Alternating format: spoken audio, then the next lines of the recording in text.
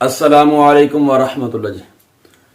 तमाम दोस्त जेडे फतराना देने वास्ते रमजानुल मुबारक दे आखिरी अशरे का इंतजार कर रहे ने, अज का पैगाम मैं उन्होंने दोस्तों वास्ते रिकॉर्ड कर रहा कि गरीब लोगों ने तुहाडे जिहड़ा दिता गया फतराना है उन्होंने पैसों के नाल किसी ने कपड़े खरीदने ने, किसी ने ईद का राशन लेना है, किसी ने बच्चों को कपड़े लैके देने ने। हर बंदे नूं जरूरत है ईद की शॉपिंग करने वास्ते।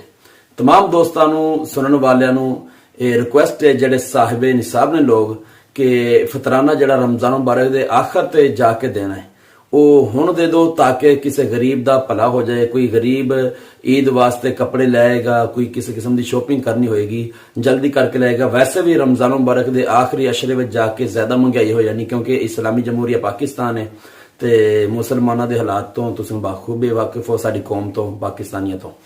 ते इस वास्ते जितना जल्दी हो सके तमाम दोस्तों तमाम भरावां रिक्वेस्ट है जितना जल्दी हो सके, बल्कि 10 रोजे जड़े होने तो पहले पहले कोशिश करो कि हर बंदा अपना फतराना जड़ा है अपने हमसायां नूं वेखो, अपने रिश्तेदारां नूं वेखो, करीब दे लोकां नूं वेखो। जड़ा बंदा हकदार है जरूर फतराना दियो और वो जल्दी जड़ा है अपना लैके अपनी शॉपिंग करके लैके आओ।